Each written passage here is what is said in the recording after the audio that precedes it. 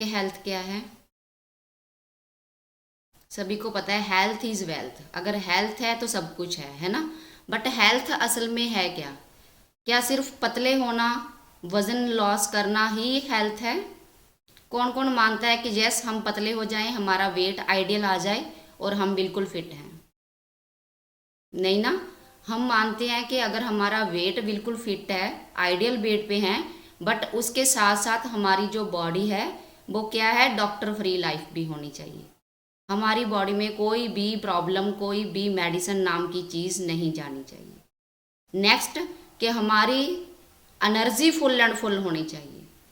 ये नहीं कि हम बिल्कुल फिट हैं, हमारी बॉडी में कोई बीमारी नहीं है, बट हम अंदर से खुश नहीं हैं, अंदर से फीलिंग नहीं आ रही कि हम हैप्पी हैं।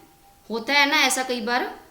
क्यों? क्योंकि वो भी हमारी हेल्थ का ही एक पार्ट है जिसको हम इग्नोर कर देते हैं।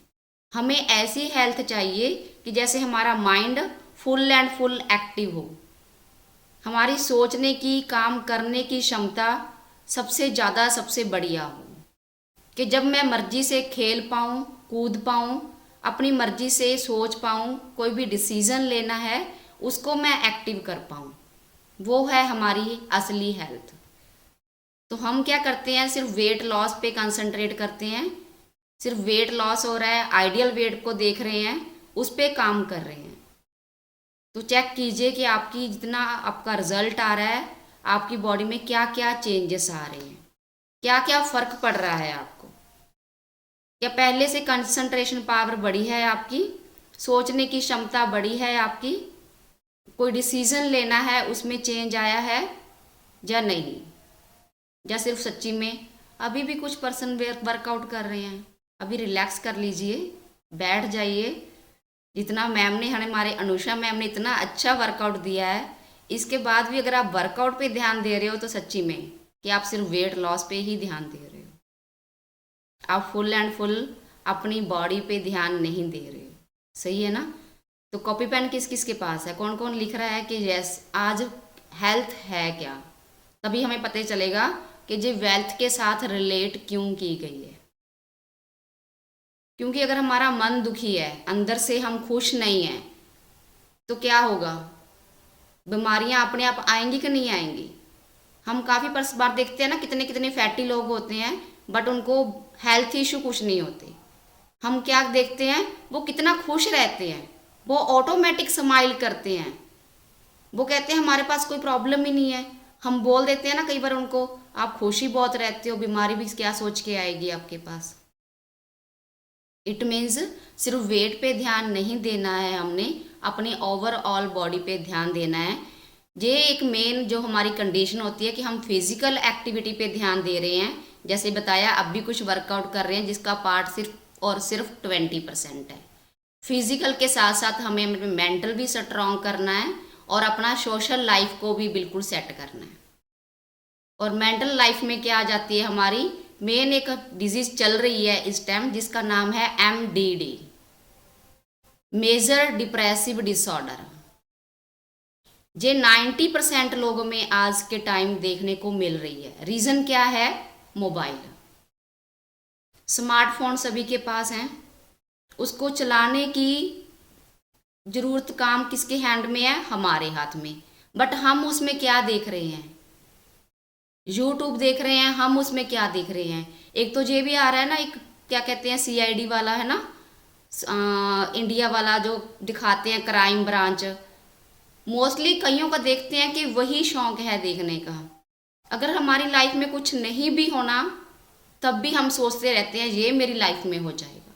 इसको बोलते हैं मेजर डिप्रेसिव ऑर्डर, जो हमारा साइकोलॉजिकल बहुत ज़्यादा अफेक्ट करता है। साइकोलॉजिकल मतलब हमारे ब्रेन पे बहुत ज़्यादा अफेक्ट करता है कि हम इसके साथ क्या करते हैं, अपना सेल्फ कॉन्फिडेंस उसको लूज़ कर देते हैं। हमें अपने काम करने की क्षमता, अपने आप पे कॉन्फिडेंस ही नहीं पता कि हम क्या कर सकते हैं। और हमारे मन में जब भी कुछ सुनते हैं ना, किसी से कुछ करना है, एक ही बात आती है, नहीं मुझसे नहीं होगा। क्यों? क्योंकि हमने अपनी अपनी स्किल्स को पहचाना ही नहीं है। और अनयूजुअल बिहेवियर, ये भी मोस्टली आप देखने को मिलता होगा घर में, कि हम सोचना कुछ और चाह रहे हैं, करना कुछ और चाह रहे हैं, बट कुछ और कर पा रहे हैं। हम अपने आप में सोचते भी हैं कि नहीं मैं गलत हूँ। कई बार हम किसी का गुस्सा किसी पे निकाल दिया, बच्चों पे बोल दिया, फिर हम फील भी करते हैं जे हमारा इमोशनली हेल्थ खराब हो चुकी है। इसको हम बोलते हैं मेंटली इलनेस, कि हम कहीं ना कहीं अंदर से बीमार हैं। तो यहाँ पे सबसे बड़ी बात है कि हमने अपने आप को पहचानना है, और उसको कौन पहचानेगा? हम। कैसे, वो मैं आज आपको बताऊंगी, कैसे आप उसको पहचान सकते हैं और उसको कैसे इम्प्रूव भी कर सकते हैं। और सबसे बड़ी बात, इरिटेशन। किस किस को लगता है कि इरिटेशन हो जाती है हफ्ते में 1-2 बार? कोई काम है उसको लेके इरिटेशन हो जाती है। यस। तो इरिटेशन की अगर आपको हफ्ते में 1-2 बार हो रही है, कोई प्रॉब्लम नहीं है, क्योंकि हम ह्यूमन बीइंग हैं, ऐसा होना नेचुरली है। बट अगर आपको वो डेली वाइज फील हो रही है, देन वो एक बीमारी है। उस पर काम करना बहुत ही ज़्यादा ज़रूरी है। और अकेले रहना पसंद करना, ये भी हमारी मेंटल इलनेस में ही आ जाता है। सही है। तो इसको सेट करने के लिए सबसे बड़ी बात, एक एग्जांपल आपको पहले दूंगी कि जब हम फैट टू फिट क्लब के साथ ज्वाइन नहीं हुए थे, तब चेक कीजिए हम क्या थे हम। एक एग्जांपल के तौर पे लगा लीजिए कि जैसे पहले गेहूं है, गेहूं को अगर पीसेंगे तब जाके उसका क्या बनेगा? आटा बन जाएगा। गेहूं की कीमत ज़्यादा थी या आटे की कीमत ज़्यादा है? आटे की है ना। आटे से क्या बन गया फिर? ब्रेड। तो उसकी कीमत और ज़्यादा बन गई। सही है। गेहूं से जाके आटा, आटे से ब्रेड, ब्रेड से सैंडविच। तो जितनी कीमत गेहूं की थी, क्या उतनी कीमत सैंडविच की है? नहीं ना, हो चुकी है 4 गुना। तो हमारी कीमत क्या है?